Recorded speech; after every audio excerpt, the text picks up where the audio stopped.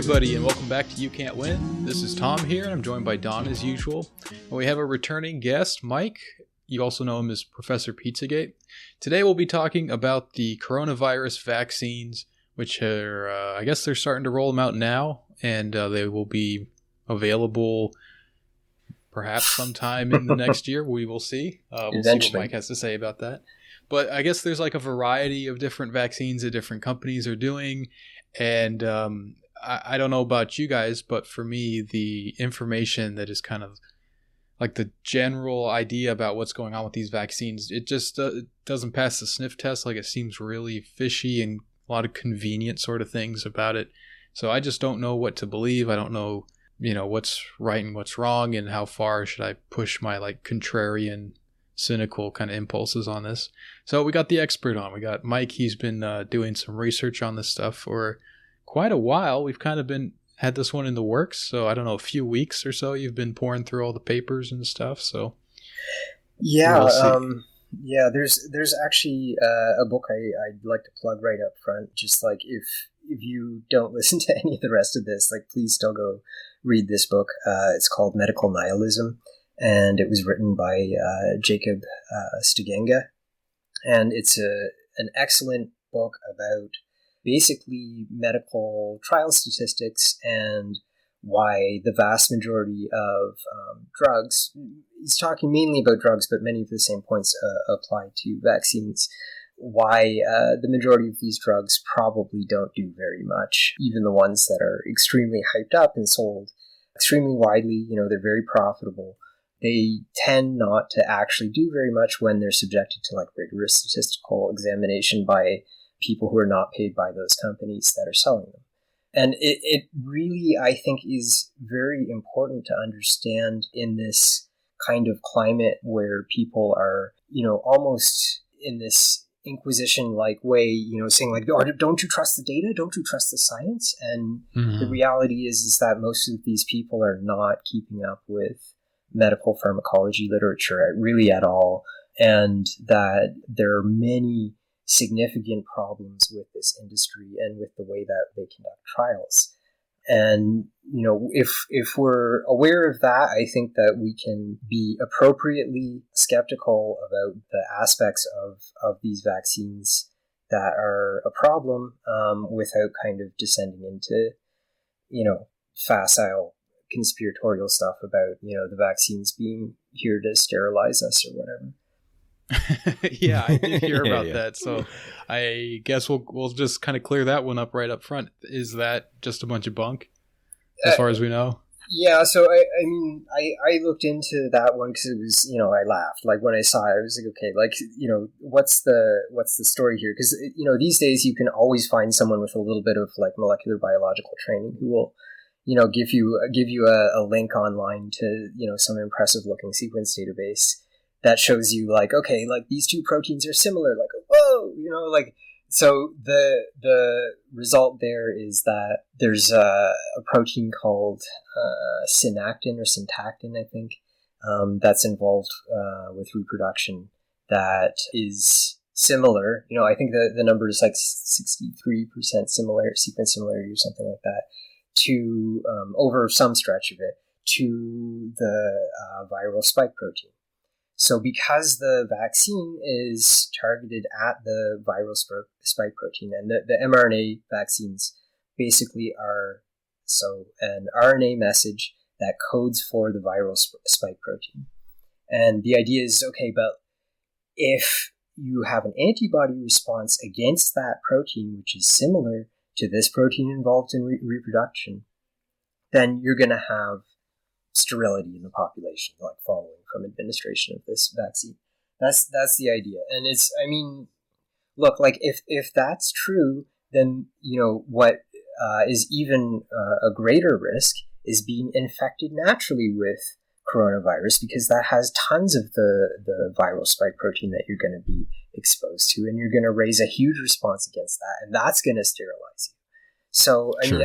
I don't know, like none of this stuff really makes any sense when you look into it. Yeah. So, my kind of first question on this is sort of related, is that when people are a bit worried about this kind of stuff, like what's the worst that could happen with this rollout? Like what is like the catastrophe of it? Is it just that a large percentage of people just end up getting it from? I am like, I almost failed grade 10 science kind of guy. So like, what is like the fear involved in this? Well, okay, like the rational fear, I think, is that the administration process happens in such a way that, well, okay, there are a couple of different things that could happen, but let's just say the worst case, like likely worst case scenario, Sure. is something like, yeah, it enhances a adverse reaction to the, well, basically it would enhance the viral pathology. That's possible.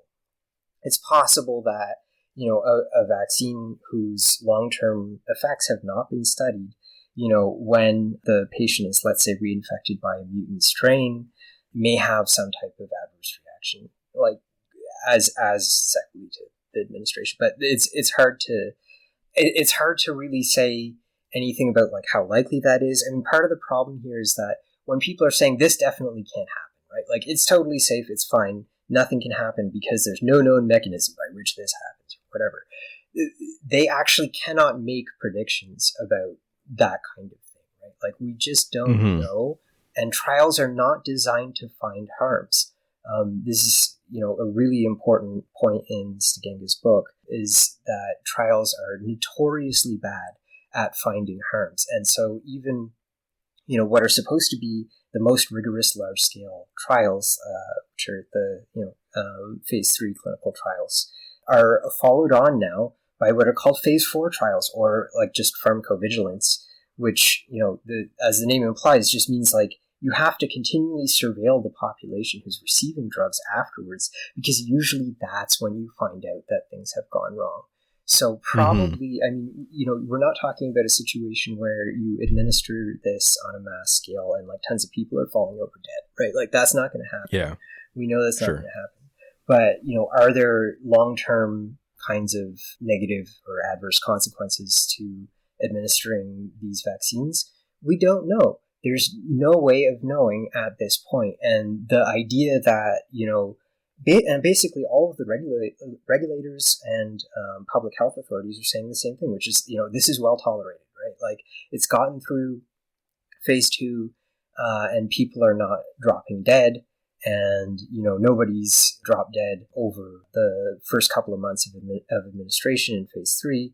So like basically looking good, right? And those aren't all of the endpoints that we typically care about, right? Like most people are worried about, is this going to have some kind of like chronic long-term effect, and we just don't know. Mm-hmm. And so on that kind of a line, what will probably happen with these vaccines? Like the way that it kind of is being presented to me, at least, is that there was this disease that exploded onto the public that we had really, it was hard to predict that when it would happen, maybe kind of thing. Like statistically, it had to happen. It might have happened, whatever, ever so often, just by the way that these things sort of develop. But like then we kind of got the eggheads to work on it, and they created these mRNA whatever vaccines, and then we'll get it, and then in the next year or so, is everything going to go back to normal? Is it like we get it and then things are fine? So I mean, this is the crazy thing, right? Like there's one of the inventors, the BioNTech, the Pfizer vaccine, was in the news a couple days ago saying COVID will be with us for 10 years. And we shouldn't expect at the kind of like rate that the vaccine is being deployed that it's going to have much effect this winter. So, it's being treated like a magical ritual, right? And everyone Yeah, wants to just kind of like do the ritual and end COVID, right? Like yeah. we're all going to get vaccinated and then go back to work and everything's going to be normal again. But, Mm-hmm. I mean, you don't have to take it's not conspiratorial to say that's not going to happen, right? Like the Yeah. inventor of the vaccine is telling you it's not going to happen is definitely not going to happen. That guy is not. I mean, so the kind of like 95% efficacy, whatever figures that have been peddled, are all kind of like early look, unblinded data from their phase 3 trial. So that they're doing that, and they're probably following it very closely internally. So it's, I think, not a surprise that after about 3 months after the trial began, if they're looking at internal data, 3 months is probably what you would expect for, kind of a first jab at a coronavirus vaccine, which is, a class of viruses that have never been vaccinated before, right? Like there's no vaccine for the common cold. It's not a surprise that an immature technology, this is a new development platform, mRNA-based vaccines. There's none of them have passed phase 3 trials yet. There are no successful mRNA vaccines. Okay, so this is the first shot of the first development program to hit the road, trying to make a vaccine for this. Okay, like vaccine development programs go for 20 years without producing anything. So and there are many mRNA vaccine development platforms in operation at this point around the world in different companies, different organizations. So this is very much a first look at like what this technology is going to do on a mass scale. And is it going to be one and done? There's no way in hell it will be one and done. They're already saying like, okay, because the idea is we don't know how long this will protect you, but we do know that you need to take 2 shots. And now they're saying like, okay, but based on this first look stuff, if it's 50% effective after 1 shot and 95% effective after 2, then if we plug those numbers into our model, then really what we should be doing is giving everyone 1 shot, because supply constraints mean that it's very difficult to spread the available vaccine supply and maintain the 2-shot dosing, right? So what's actually going to happen is a lot of people are going to get 1 shot and go back out into the wild, and it's not going to do anything. It's not going to do anything. It's not going to have any And now you have Fauci saying like, oh, well, actually we need 90% vaccination rates across the population for this to do anything. And he was saying, 60 to 75% a few months ago. And now he says like, oh yeah, I had to say that because of like the conspiracy theorists, right? Because people wouldn't take the vaccine if I told them the truth. Yeah.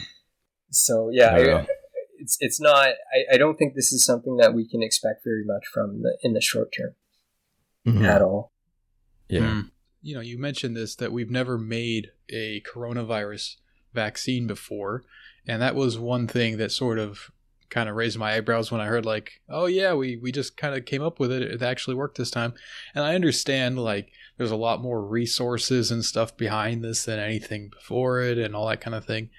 But I don't know, does that fall within the realm of like likelihood that they just managed to do it this time, or is there something to be skeptical about there? So, I mean, the speed is something that is being pointed to by a lot of conspiracy theorists, and I think the speed reflects the platform. Like the point of the mRNA technology, right? Which basically, so for people who don't know, there's lots of ways to vaccinate someone, and basically what you're trying to do is get either a whole virus, either alive or inactivated, or part of that virus into a person. And the mRNA platform, basically what you're doing is you're creating RNA message for part of the virus, in this case the spike protein. And that's very easy by comparison to producing the actual protein. Okay, so on a bioprocess level, this is very quick. And what they were able to do, because of the nature of this platform, like synthetic genomic biology is at the point where it's like it's pretty easy to produce large quantities of some transcript. What they did was take the first Wuhan strain sequence that came in and take the spike protein, and probably they had a bunch of candidates that they modified a little bit. And of their first batch of candidates, this is the one that looked the best. That's kind of what happened, right? So there's nothing especially suspicious about the speed, but it's just like, I mean, there are many problems here, and the way that this is going to be played is the science has changed. Like they'll keep saying the science has changed, the science keeps evolving, this kind of stuff. But it's largely going to be used to cover for industrial problems that are cropping up in keeping up with the virus, right? Because the virus is no longer Wuhan strain anywhere, right? It's been mutating for a long time in the wild now. So the promise of the mRNA technology is we can keep retooling. We can keep up with these sequence changes. But if what's happening is that those mutations are occurring, kind of on the scale that we're seeing in the wild. That's going to be very difficult, right? It's going to be very difficult to exploit this kind of technology. And the trade-off with the speed is that really you're only producing one part of this organism, of this virus, right? So that is, by nature, it's called a component vaccine rather than an activated vaccine typically. So the component vaccines are only one part of the virus. They're less effective. They're simply less effective at raising an immune response than the whole inactivated organism. So it's no surprise, for instance, that the Chinese have gone with a very simple process to formalin inactivate the virus, and they're just dosing people with whole virus rather than deal with this stuff. And I think the reality is that these mRNA vaccines are not likely to do very much, and they're not likely to be all that toxic either, for the same reason, because they're component vaccines. That was my gut feeling about how they would do this, is that companies like Gilead and all that, Fauci has ties to those people, you know what I mean? And they're going to see this as how do we get people to want to take this? Like, how do we kind of provide ourselves an opportunity to sell a bunch of these vaccines and get it all administered? And, we don't want to be killing off like half the population or whatever, but it doesn't necessarily have to cure anything or do anything. It just, this is an opportunity for us to sell a bunch of stuff that's easy to produce or something. So that was kind of my gut feeling, was like, they're going to find a way to just like sell a bunch of snake oil and like, oh, I guess we got to go back to the drawing board and come up with another one. And then it's just round two. And when there's insufficient take-up, or you can just blame, things not working on insufficient take-up, then you get to blame the racist chuds for not taking their vaccines. Right. Yeah, all the conspiracy theorists and stuff, I guess, yeah.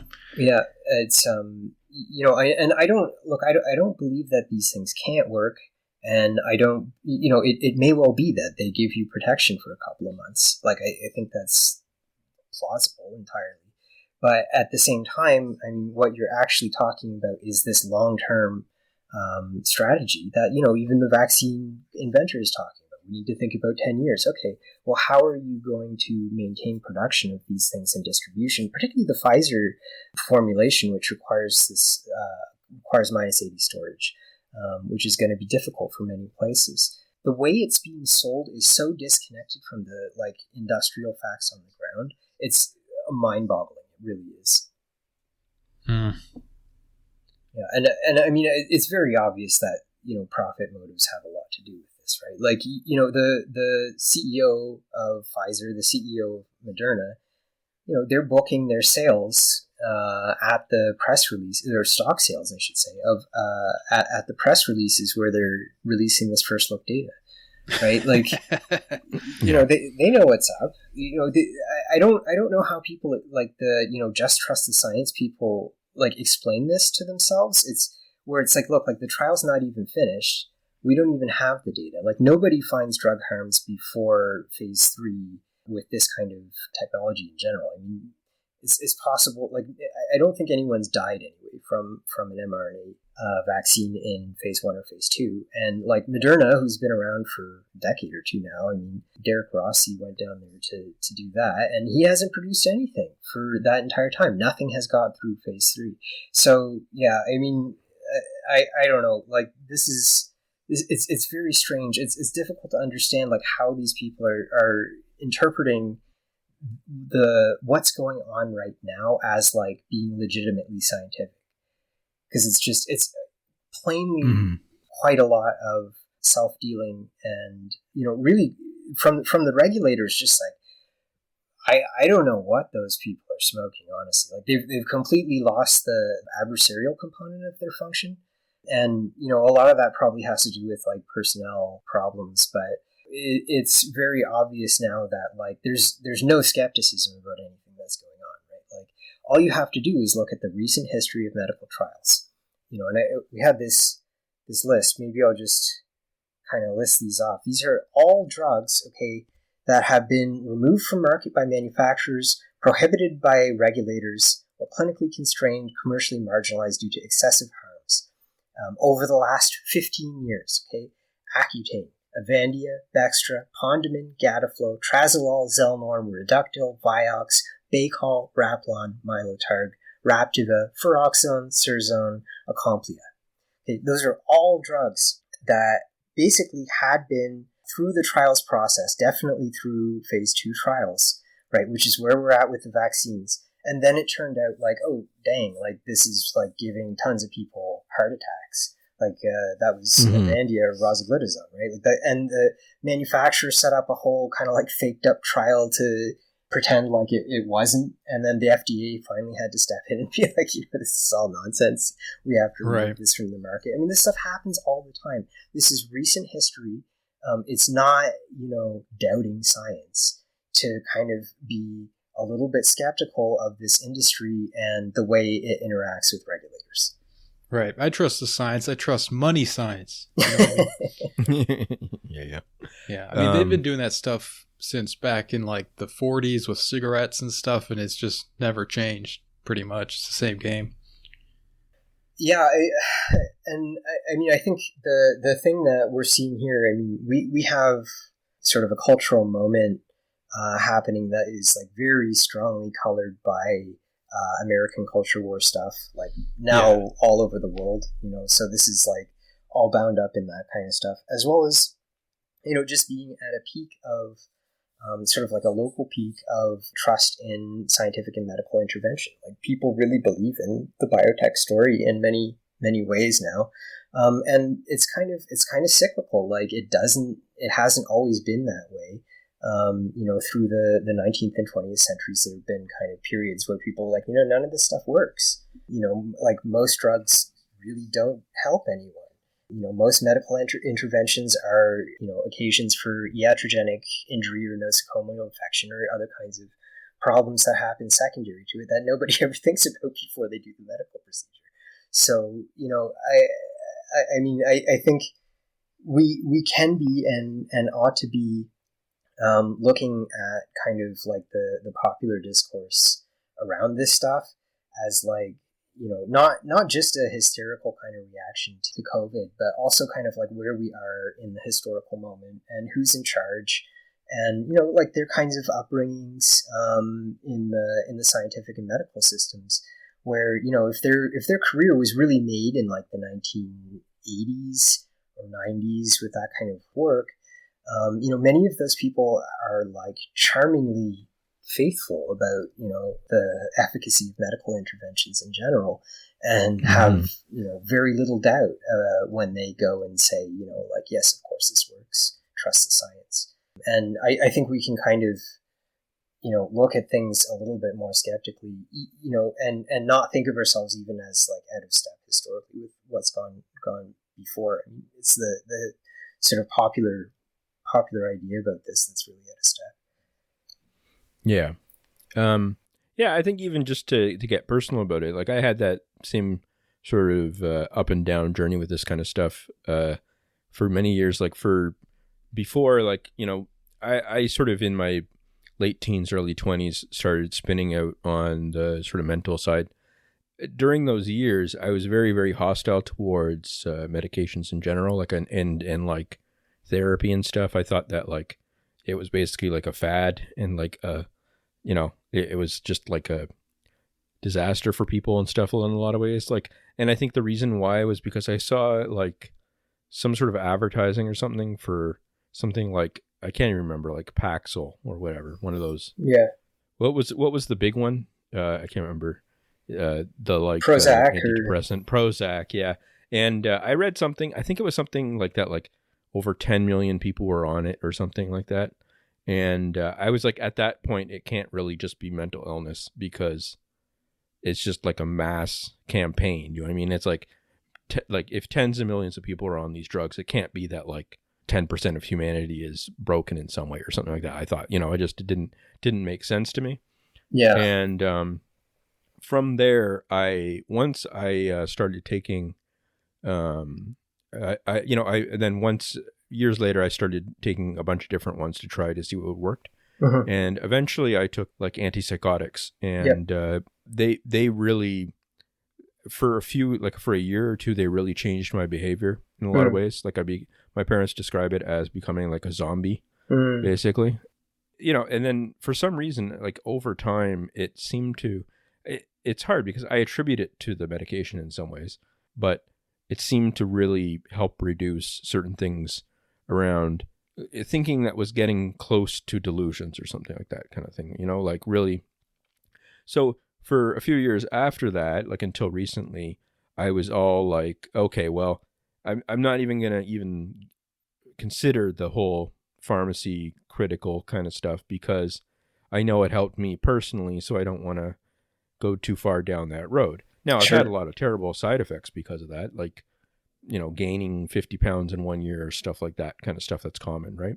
And you can kind of tell how much they affect you in different ways because if you miss your medications for one day, you just start spinning out, Effexor I take too as antidepressant. And, that one is famous for if you don't take it for a day, like you start getting, feels like zaps in your brain and stuff. So it's obviously like affecting something. And, but, I'm at the point now where it's like, I feel like good enough that I want to start thinking more critically about it and also thinking about like, is it a rock that keeps tigers away kind of situation? Like if I stop taking it in the next year or two, would I start sliding back to more psychotic types of thinking because it really is affecting things? Or was that more just like to get me through a phase where I can get to the other side? But it's hard because it is one of those things where if you're looking around online on this kind of stuff, like how am I supposed to be able to navigate that, right? Sure. So, yeah.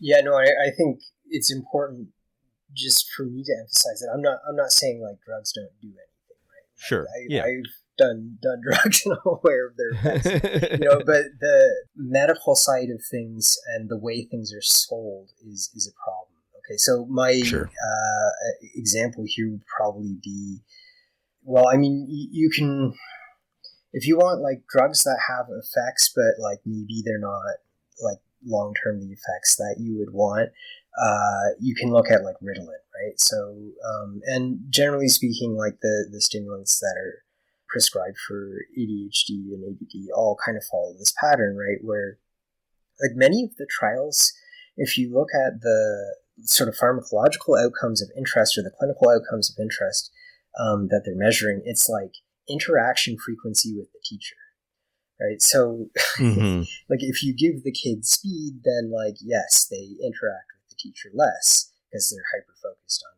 something else.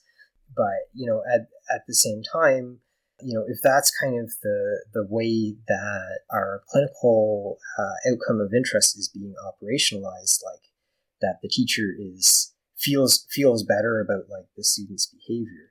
I mean, are we really getting at the medical outcomes for the patient? And, when you look in the long term, the answer is probably not. Like there aren't all that many studies that follow up with kids who have been on speed for a long time for ADD and ADHD. But the ones that have, in general, find that they end up no better than the kids that have those diagnoses and don't take those drugs. And in many cases, they suffer as a result, right? So they tend to be stunted, for instance.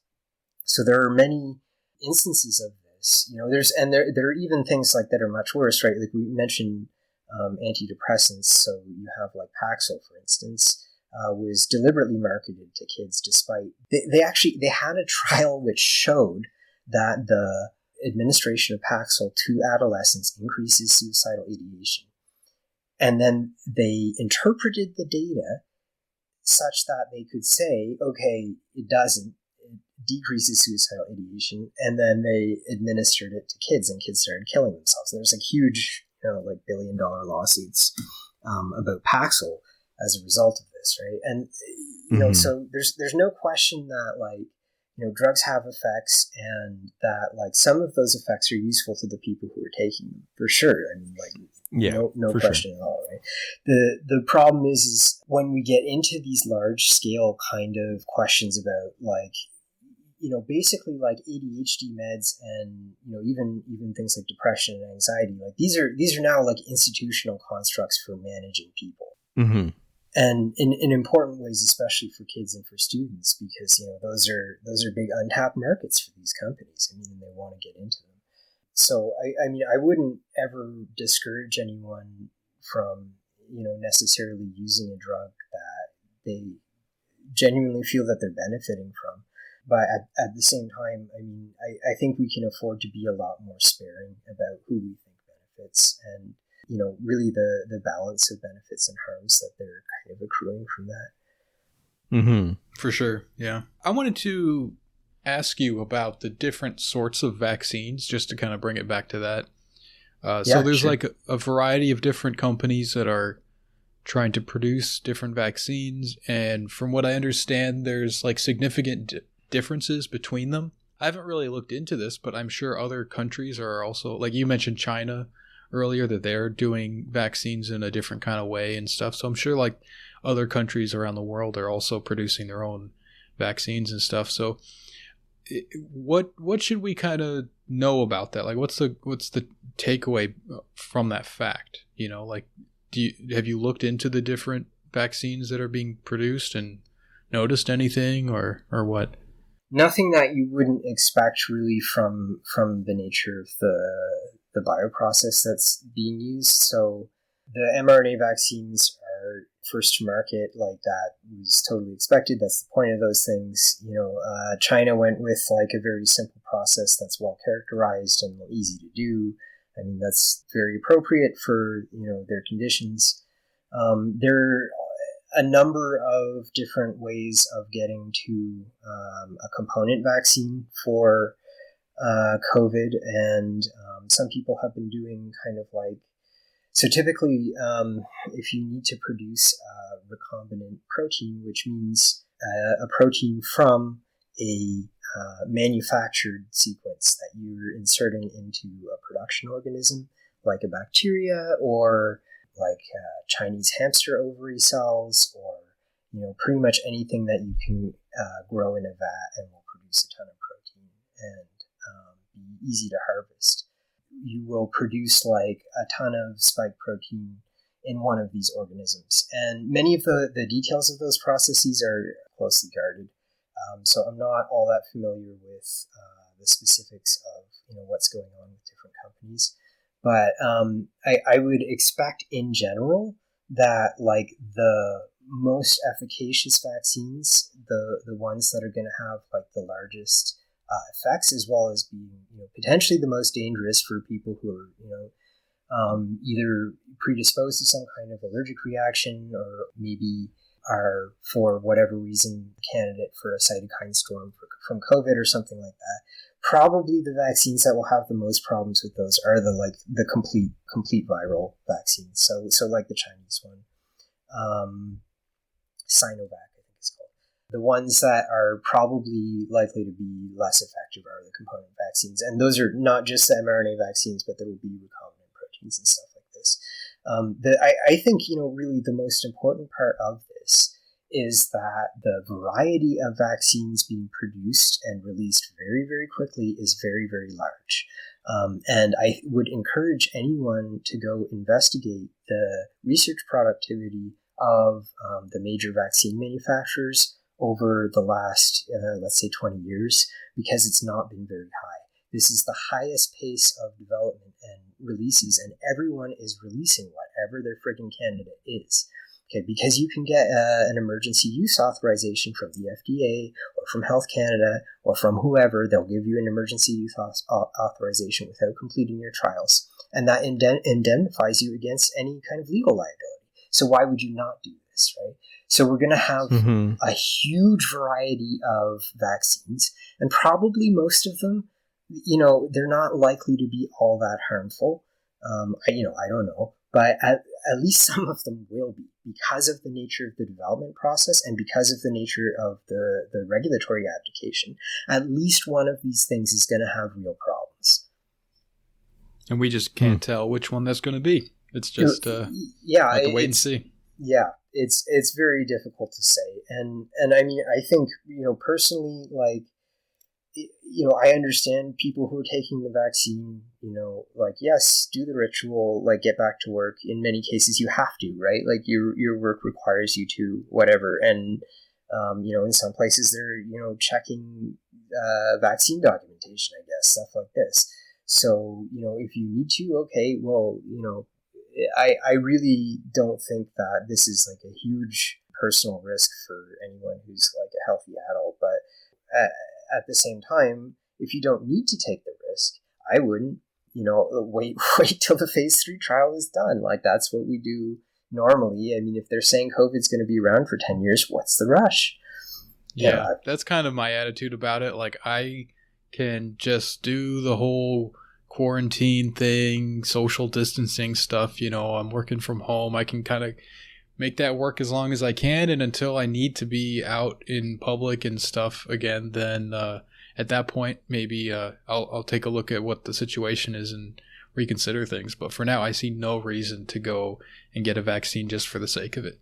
Like, I'll just err on the side of caution and just let the information come out as things develop, Yeah, I would also, I mean, I've been seeing some really disturbing stuff in the media and kind of like the medical press about, like, how do we encourage pregnant women to take the vaccine? Whenever you see that, it's just like, wait a second, what the fuck? Like, what are you talking about, right? Like, there's no data with regard to pregnant women, so why would you be encouraging them?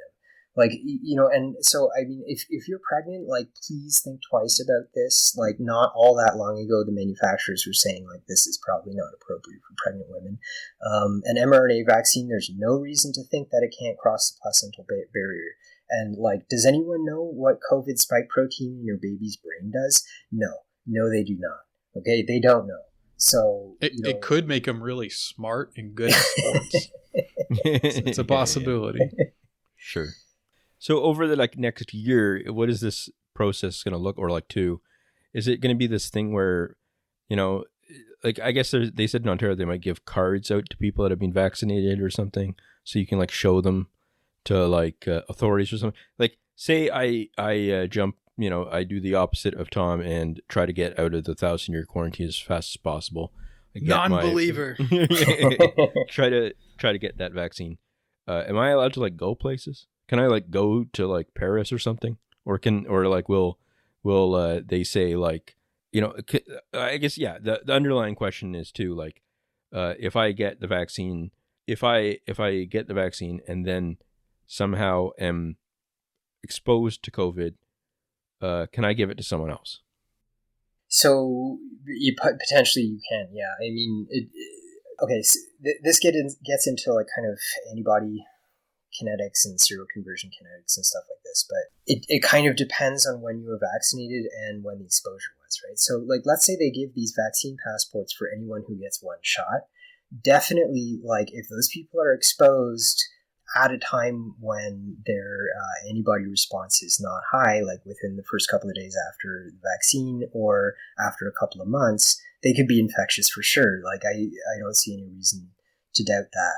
In terms of like what will happen with that kind of like vaccine passport system, I mean, I don't know, but what I can tell you is that there are a lot of people who are salivating over that kind of like biosurveillance, biodata market, because it's potentially huge. And if it gets like kind of the regulatory sanction, all of this is going to become like kind of an interlocking system real fast, where it's like, these are the approved like manufacturers' products that you can buy in order to get your vaccine stamped for like this 4-month period or whatever, and then like, yeah, you can go to the grocery store. I don't know what they'll do. I mean, it could be anything at this point. Like, I think in Ontario, some of the stuff they were saying was like actually pretty draconian. Like, potentially it would be like quite difficult for you to participate in social life in any way if you didn't have some type of documentation about this. But if you're hickey neat, then you're fine. Yeah. You have to go outside. Well, I don't know. It'd be nice. I can break free one day, maybe. I don't know. Like, should I just commit to this lifestyle for the next 20 years or something? Or it'll be fine. Okay. Okay. I don't know. I'm still skeptical. I don't know. It'd be nice to visit people. I don't know. Yeah, I really don't know how. I mean, I think the reality of this is that it's going to be very difficult for many people to get doses within the next year. Sure. I recently, I think it'd be a Tuesday, recorded a thing with John and Emmett. You guys had them on Exhaust podcast. Yeah. Oh yeah, check out Exhaust Podcast. Yeah, so we went over kind of one of the supply chain kinks that is likely to become more apparent over the next year, which is single-use systems. And basically these are like kind of glorified disposable plastic bags that are used in bioprocess manufacturing instead of big stainless fermenters. And, that manufacturing sector, which is absolutely critical to vaccine manufacturing, is not ready for, like billions and billions of doses. So before we can even scale up the vaccine manufacturing to billions and billions of doses, we have to scale up the single-use systems manufacturing to make enough of the plastic bags to grow the cells to get the vaccine out of, or in the case of the mRNA vaccines, just to directly perform their reactions within the bag. So the problems that are likely to crop up with logistics, distribution, these kinds of industrial affairs problems are quite dire, I would think, and are going to preclude like mass vaccination. Like it's just not going to happen over the next year, in the sense of like getting to like 90% of the population vaccinated or whatever. So I think they're going to have problems kind of like rolling out because it's not going to be as easy as saying like, well, you could have got vaccinated if you want to. Like that's not going to be it. Like there's going to be supply constraints for a long time, and if it turns out that like these I don't know what to make of this London thing. Like, there's no real evidence that this strain is like more infectious or whatever, as far as I can see. That's what I've seen too. Yeah. Yeah, like it looks like they're just explaining kind of a loss of control over their case numbers with like, we found, we sequenced a new variant. Well, there are thousands of COVID variants now, right? Like that's not significant in and of itself.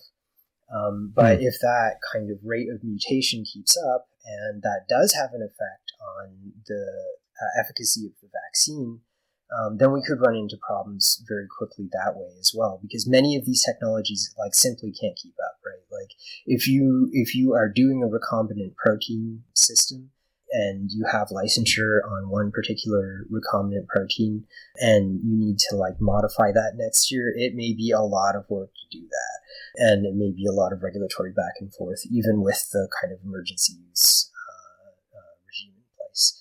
So, I don't know, but I don't think that they're going to have much luck kind of doing like a massive rollout where it's like, okay, like now the people who have taken the vaccine are like clean and get the passports and they're in the system, and then like the rest of the dirty plebs are outside of the system. Like I don't think it's going to work that way. Okay. Yeah.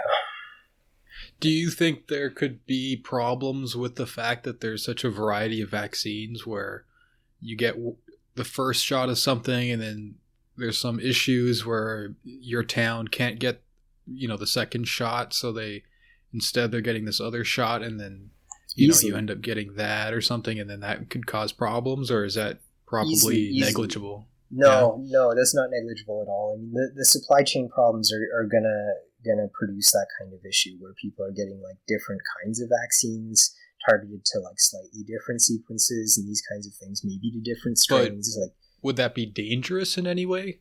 It's very difficult to say, right? But not probably not like overtly, like in the sense that like you're going to like die from like crossing the streets. Like that's not it, right? But what might happen. There's quite a bit of evidence now. We can throw some papers in the show notes about this, that like repeated flu vaccine administration tends to blunt later responses to flu. Okay, so this is kind of the analog with COVID. I mean, nobody wants to talk about this, but like you get your flu shot every year if you get that thing. So COVID will be similar, maybe even more frequent. And what happens when people are taking flu vaccines regularly, as recommended over many years, is that, by like year 8 or so, your immune response is blunted, and in some cases, like antibody maturation is delayed. There are other kinds of problems that can crop up. So this is kind of an emerging issue within the vaccine community now. Like, there's been a lot of back and forth about this. Like, is it real? Is it not real? I mean, as far as I can tell, it looks pretty convincing that this can happen. And I would expect that would be kind of the problem with, like, it would be something like that. Because, like, each year you're getting a different flu vaccine, right? Like, they're all directed against flu in general, but it's a different strain each year. And probably something like that could arise from, like, just getting kind of like a hodgepodge of COVID vaccines over the years. Like, you might get to the point where it's like you, in fact, are not able to respond appropriately when you are infected with COVID. That's certainly a possibility. It's also possible that this kind of mix and match stuff. I mean, there was some speculation. I haven't really followed up on whether or not this panned out, but early in the pandemic, I mean, after a few months of sequence surveillance, people were talking about, like, potentially, different strains of COVID interacting in different ways to, like, sensitize people to later infection, that kind of thing. And if something like that is going on, then you might expect, like, different, vaccines to possibly have something or a similar phenomenon, but probably the overall response would be lower. I mean, in general, like, you can think of vaccines as being like a less effective infection, if you want. Right. Okay, so what would you recommend people do? It kind of sounds like you're suggesting caution and patience as much as it makes sense. Yeah, I mean, and obviously there are all kinds of people for whom that's not an option. You have to go beta test a Pfizer product, and I'm sorry that we have this society, and you have to go do that. Right.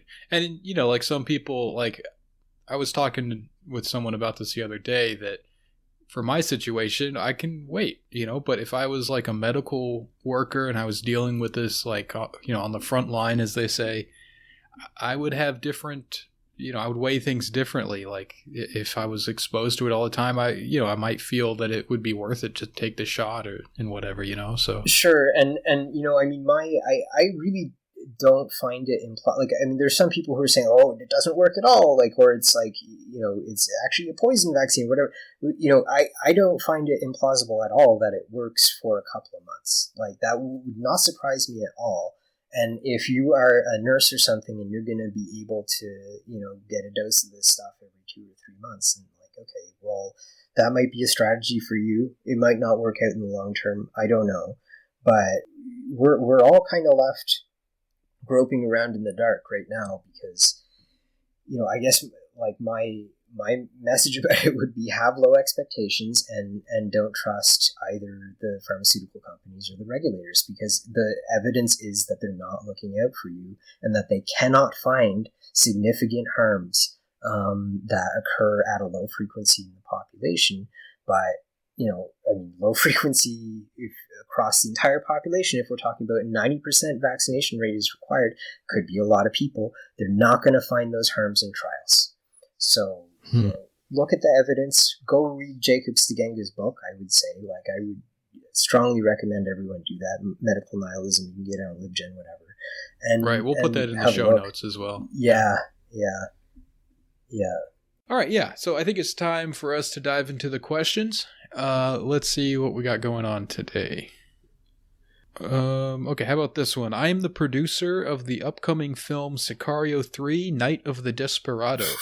Would Don be interested in starring as a professional human trafficker who helps Benicio del Toro go against his former CIA handlers to bring his daughter that he didn't know he had across the border while fighting off government agents and Mexican drug dealers? Yeah, that sounds like a lot of fun. I don't know. I really enjoy those movies because they're sort of like discount bin Oliver Stone movies or something kind of thing. Like they have, like, it's like some of the few movies that actually deal with politics. Like James Bond's another one that are sort of like this, where there's like actual bad guys in politics kind of thing that aren't like just that like try to trick people and like have, CIA plots and all that kind of stuff. I don't know. It's fun. And like just brutal violence and I don't know, like stuff like a drone shooting at you or something, I don't know. That seems pretty cool. I don't know, like they're like the soundtrack is very menacing, and I think like that's people always talk about politics. They get like excited about like I don't know, like if they're liberal, something like Joe Biden and Kamala Harris or something. That's not even like the cool part of politics. I don't know. Like the cool part of politics is like a Mexican cartel controlling your town, and you like they see you reading a book, and then like I don't know, like cut off your head or something. Like that's the badass, insane side of politics that should be sounds real more. cool. Yeah, like get focus on that part, and not like CNN is just now. It's all like that's why Fox News was great for that. Like a lot of people, it's because they get to turn it on, and it's like people are crossing over like Iran is sending people over the border. Right, they're going to blow up grocery stores. That happens in the second Sicario. Iran sends people, or someone like sends people over the border via Somalia to Mexico over the border. Oh no. Anyway, that's what you think happens, anyways. But like, and then they blow up grocery stores, and then that's why the CIA is allowed to go. No more rules against the cartels because they've been helping terrorists or something. So, that's cool. I don't know. Yeah, life imitates art. It's crazy. yeah. So, okay, yeah. Let's move on here. This question says, if you see a trans have a good post, do you like it? Is this haram? Yeah, I don't like make an effort to not like posts based on people for things like that or for anything really like that. Yeah. Good posting is good posting. Yeah, and, I think. Yeah. No, it's not haram. I'll just throw that out there. That's my fatwa on that. Yeah, I also think that like on this sort of thing, you should never.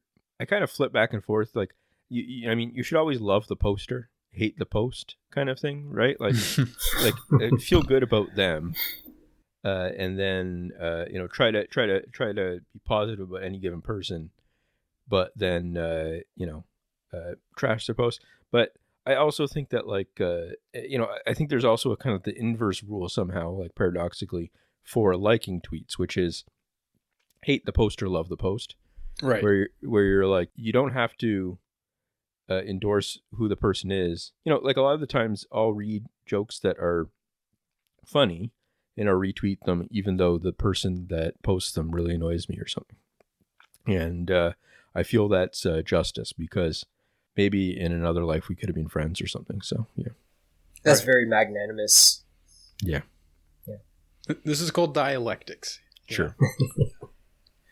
Okay, I think this one is good for you guys. It says, should Canada accept the Turks and Caicos as Caicos. Yeah, I guess that would be the better way to pronounce that word. Caicos as a new province. So what is that? Is that an island or something? It's a Caribbean. Is it currently part of Britain? I don't know. Like it's a protectorate. I'm not sure. But they, I think they actually, and so anyways, there's a campaign sometimes that says that they should be able to join Canada so that Canada has its own little enclave in the Caribbean and, for tourism reasons or whatever, stuff like that.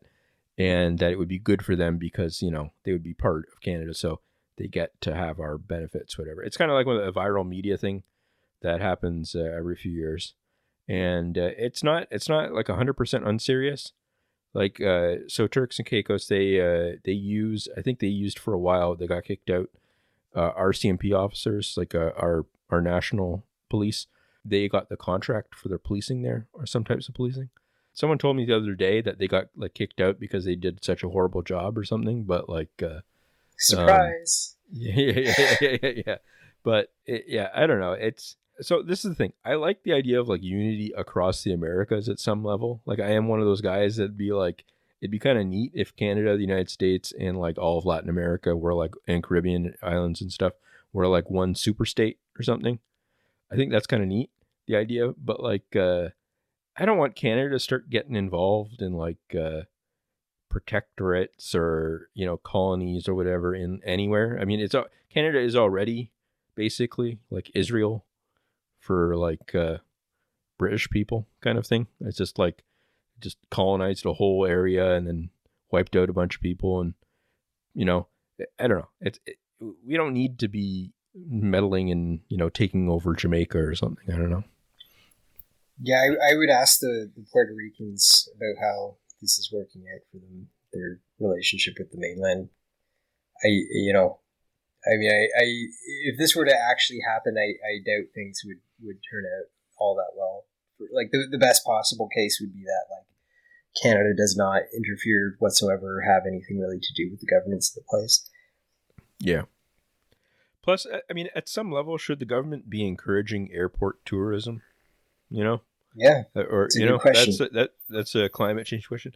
I don't know if I've ever been able to get it through. I can't remember, but whenever I submit jokes places, I always submit one that's about Cuba. That I always talk about how Cuba is an airport tourism country that's like horrible for climate change and stuff like that. I get into that a bit because, because that pisses off a lot of the socialists that are like, look, they don't use fertilizer or whatever, stuff like that. Like I'm like, yeah, but like millions of people fly there every year just to sit on the beaches. Like that seems like a climate disaster. I don't know. And you can tell all the people defecting are really concerned about this because they don't even take a boat. They just hop on a raft. They're really trying to stay very sustainable and zero emissions with their travel. Perfect. Yeah, exactly. But anyways, no editor has approved that yet. So, yeah. Sad. Yeah, we'll see. All right. This one says, do you guys have a favorite SNL sketch?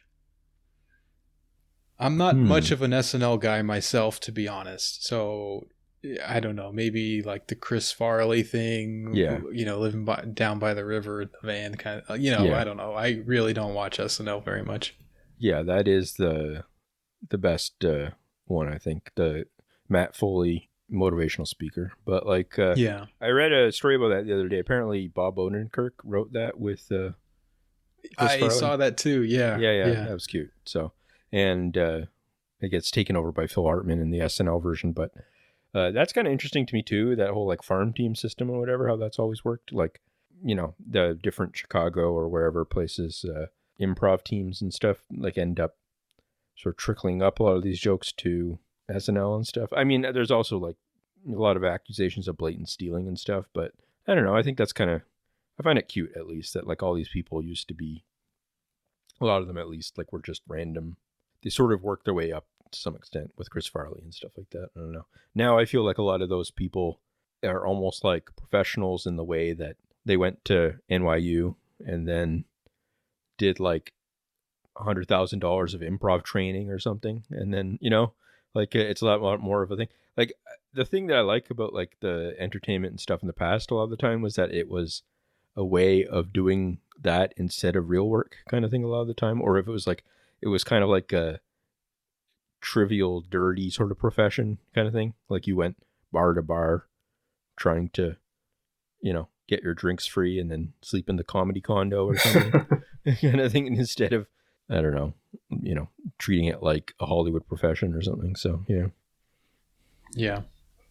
There is a SNL sketch that was shot in a fast food place here that I order from sometimes, and I didn't know about this sketch, and I was just looking at their menu on their website and it kind of mentioned it, so I went and saw it, and it had Adam Sandler's in it, and Jason Richards, right? George Costanza, he's the guy in it, and yeah, I don't know, it was just kind of fun to see this place. Like, oh yeah, I order hot dogs from there sometimes, Oh yeah, that's cool. It was just kind of fun. Mike, do you have one, or did you say, or? I can't even think of one other than the Chris Farley stuff. What was that the What Is Love, the clubbers? Oh yeah. Oh Night at the Roxbury. I remember the movie. Yeah. Yeah, I don't remember too much of that stuff. Sure. Okay, so this is kind of a cool little comment. It says, here are some words of wisdom.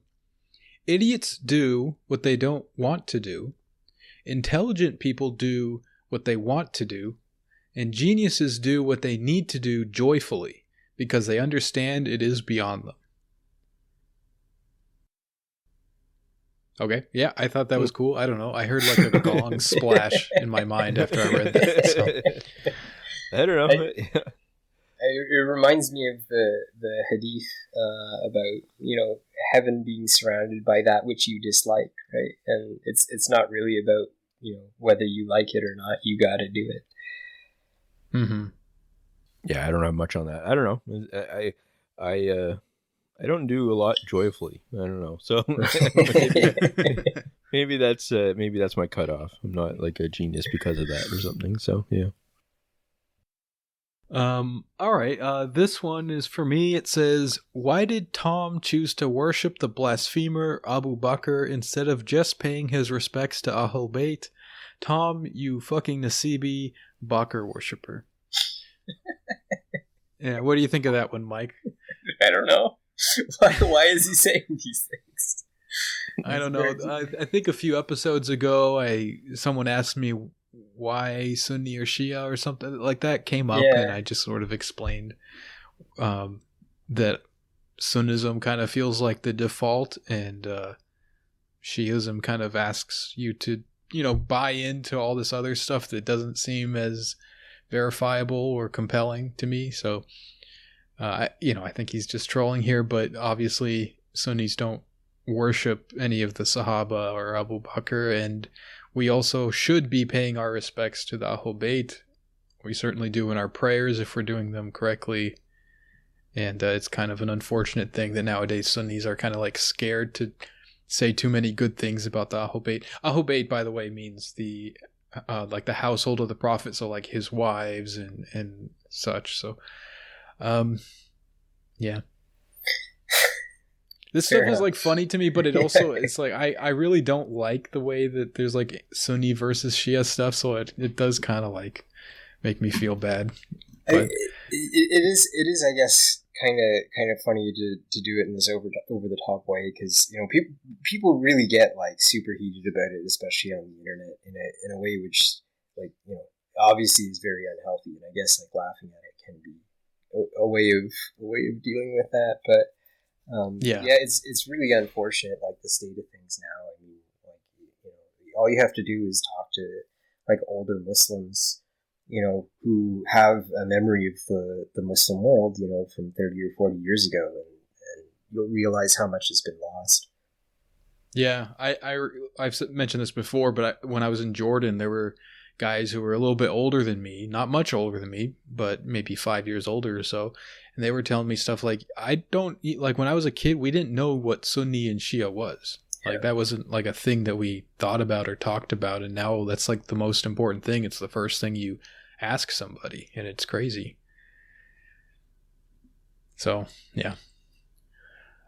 All right, how about this one? Hey guys, any advice for someone between the three worlds of being raised Protestant, becoming an internet atheist in teen years, and then finding Catholicism appealing into adulthood?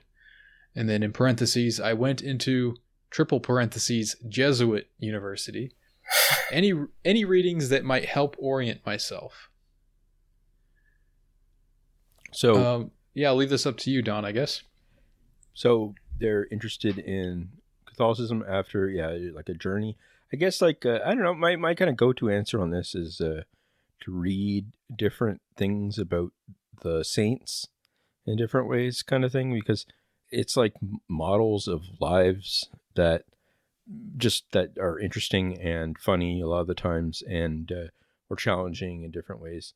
And I'm reading a book right now called The Long Loneliness by Dorothy Day, which is her autobiography, and she kind of talks about it in a very relevant, critical, interesting way. I think going through that kind of journey from, she was like a Protestant as a youth, and then she became like an atheist, or at least she sort of distanced herself from it. At least she got really into like sort of the leftist politics of the time, around just after World War I and stuff, and so she met a lot of the kind of famous people. She was in the socialist magazines and stuff, and I think that kind of thing is interesting because it's sort of our cultural moment or whatever has a lot of these same sort of impulses around, and it kind of talks about her journey from back into religion and how, but in a way that I think is very relevant to the way that she lives her life and stuff. Like she talks about obviously working with the poor a lot and being very, very involved in people's lives, I guess, kind of thing.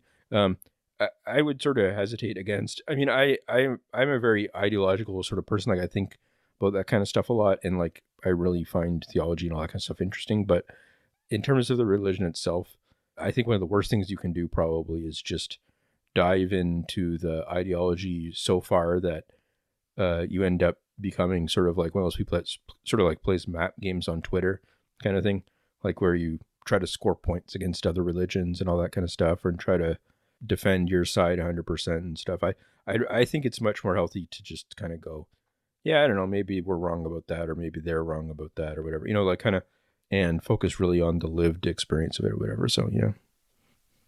Yeah. As for book recommendations, I only have one, which is Jordan Peterson's 12 Rules for Order, or whatever it's called. Yeah. Yeah. We're going to talk about Dorothy Day, I think I'm going to finish reading the book and then another one by her. And then I think we might do an episode on that in January or February or something. So we'll see. Yeah, I'm looking forward to that. That'll be fun. Yeah. All right. What's the difference between a religion, a sect, and a cult? Yeah, this one always used to confuse me for most of my life, where, to me, any sort of religion was just some sort of psychotic thing that people believed that it was like it had zero right to pretension over a cult kind of thing. Like it just didn't make sense to me that someone that was like a Christian might think of themselves as somehow more rational about things than someone into like Scientology or something. Like it just didn't make sense at all to me, kind of thing. So it's interesting to see how I do think that it's different now. But yeah, I don't know. I think any religion or any ideology or anything can go haywire pretty quickly, especially given like group dynamics and all that kind of stuff. So, you do want to sort of maybe not be too pretentious about or whatever, but like, I don't know. I think that there are differences, and the differences tend to do with it more being a path for your life instead of being something where you're dominated by other people's ideas or something. So, Yeah, I agree. It's definitely like the dynamics of the community that I think determines this. A sect is a little bit different to me because that is more like a way of categorizing the ways that people under a certain umbrella interact with each other and recognize each other as in group or out group and stuff like that. So like you wouldn't say that like there's a religion and then there's a sect that is like a sect is part of a religion, right? They're not like equal categories. Sure. But a cult is something, yeah, like you were saying, it's like it's about the dynamics of it. It's about usually some sort of central charismatic figure who dominates people to a kind of unhealthy and abusive degree. And sometimes it can start off benign and it turns into a cult, and sometimes it doesn't even have a religious character. Like you can have cults that are not religious in that strict sense, so yeah, that would be my take. It might be unhelpful, but I would maybe suggest to the questioner that they might want to read Talal, Asad, like The Formations of the Secular or something like that, just about the concept of religion, because the concept of religion that we have now is not the historical kind of like religio concept where religion is about tying your heart to God, right? Like that, it's something quite different now, and it's like highly political, right? Like what is called religion and what is called a cult and so on. These things are used to construct other categories, including the secular, right? So like stuff kind of flows at the margins between the secular and the religious as is politically convenient, and between the religious and, like forbidden cults that you can't believe in as is politically convenient. So, yeah, that's a very good point. Talal Asad is very good. I'm a big fan. Cool. All right, maybe we can wrap up with this one here. Another Canada-related question. Is Justin Trudeau the son of Fidel Castro? It's plausible. it's plausible. I mean, I'm not going to rule that out. Like, he does bear a striking resemblance. There's reason to think that his mother may have been, up to no good. I don't know. I mean, like, Justin Trudeau is a very interesting guy. Like, the thing that really struck me over the last couple of years was like the sudden emergence of all those blackface photos. And it's like, Canada's a weird place, right? Because there's stuff that like everyone knows, quote unquote, and like if you go talk to journalists in a bar, they'll tell you stuff, right? Like people knew that like Rob Ford was smoking crack long before there was any definitive proof of it. There were, obviously blackface photos of the prime minister circulating for a long time, right? So who knows what else is out there that could be secrets or skeletons in his closet. I mean, at this point, I believe a lot of stuff. I think. Yeah, I don't know.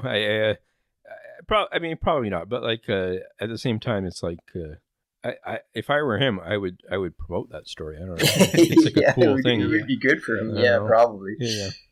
So I don't know. You get to wear another costume, that I'm sure that's a big appeal for him. Yeah. I mentioned this the other day, but like when he was running for leader, he said he was asked what country in the world that he most respects the political leadership of, and he said China because they use consensus so that they can drive through big changes without political conflicts. And that he said they don't have multiple parties or whatever, basically, so that they can kind of work together as a team kind of thing. And I thought that was amazing because no one cared really. I mean, like conservative bloggers did, but like it wasn't like a major. I mean, it was one of those small kind of stories along the line, but like I don't know. Yeah, maybe he wanted to say Fidel and he couldn't because the secrets he was holding. But like yeah. Imagine if like Bernie Sanders had said that or something. Yeah. So anyways. Well, we kind of had a moment like that with the Sandinistas or something like that. Yeah. Yeah, it's kind of funny. I remember when that story came out and it had the same impact as when like Ilhan Omar says like, not all Muslims are terrorists or something. And like there's a small number of wackos on the right who freak out about it or something. It was the same kind of reaction, but the actual content was much more worthy of attention. I thought it was a little bit more of a thing. Yeah, funny stuff. I do know the truth about Trudeau's potential fatherhood and all that kind of stuff, but I will not tell. It is a secret. Okay. I don't know. Subscribe to the Patreon. Maybe I'll let you know. Sure. Yeah. Okay, so we're going to end this episode with a comment from our friendly neighborhood white supremacist. He says, first and foremost, Freddie Mercury was an Aryan. Second, as a homosexual, he admired the greatest examples of physical beauty that a race could produce, but could elaborate it better, for he was a man, thus with greater intellectual capacity and reach to describe his love. And as such, I establish, a lot of Queen's and Mercury's work are nothing but great examples of love letters to the magnanimous white race. So, makes sense to me. Yep. Yeah, thanks for writing in. And thanks for coming on again, Mike. And that was great. And, I'll have to strap in, get patient, take, a few vaccines a day and see what happens. So, thanks. Yeah. Good luck with the vaccines and hopefully it all works out. Sure. I can't wait to be doing podcasts with frothing at the mouth, like vaccine psycho Dawn in a few months here. That'll be fun. We'll all have Bell's palsy and not be able to work half of our mouths. Sure. That was something I forgot to ask you about that. So that's another kind of bullshit thing, right? Sort of like the sterile stuff. It's very difficult to tell. I mean, it's possible that it is an effect of the vaccine and that it's a rare kind of neurological phenomenon. I mean, the FDA's response, I think this was Mark Peters who was saying this, was basically like, oh, well, like that's probably an imbalance in the trial group. So what that means is that because randomization is never complete, sometimes you might end up with people who are susceptible to this kind of thing disproportionately represented in your experimental instead of your control group. Okay, that's possible, But if that's the case, then your trial randomization was not very good. And, there's reason to suspect all of the data, which they don't suspect, right? Like, they're just like, okay, well, it's fine except for this palsy thing. And he also said there's no known mechanism by which this could occur, and blamed it on a polyethylene glycol, which is found in a variety of biopharmaceutical preparations as just kind of a carrier. But the reality, I think, is that COVID has been shown to have neurological effects on people.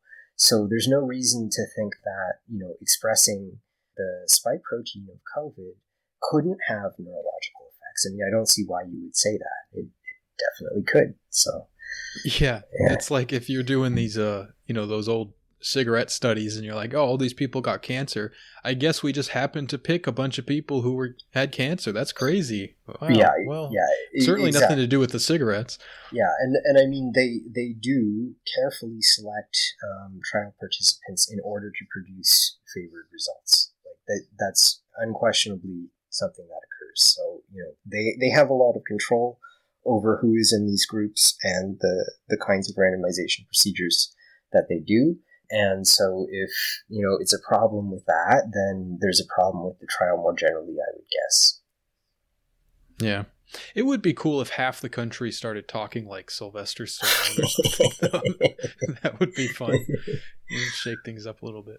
Yeah. Anyway, thanks for coming on, Mike. This was very informative and fun conversation. Thanks again. Yeah. Thanks for having me on the Blessed Pod, and hopefully, we can keep an eye on things. And if something goes horribly wrong, I'll be back to recant and apologize to all the people with Bell's palsy. Yeah, and I think we'll be doing that Pelly episode, the part 2, which has been a long time coming. We'll have you back on for that one. Awesome. Soon. Awesome. Sometime soon. Yeah, it's coming. Looking forward to that one. Yeah. So, all right, guys, if you enjoyed this episode and you'd like a second episode every week, you can subscribe to our Patreon and you'll get that, as well as access to our Discord. And there you can chat with us and our lovely community. If you would like to send in a question for us to answer anonymously on the podcast, you can do that by going to our Twitter account at YouCan'tWinPod, and you'll find a link to the Curious Cat pin there. Thanks for listening, and we'll catch you next week. Thanks, guys.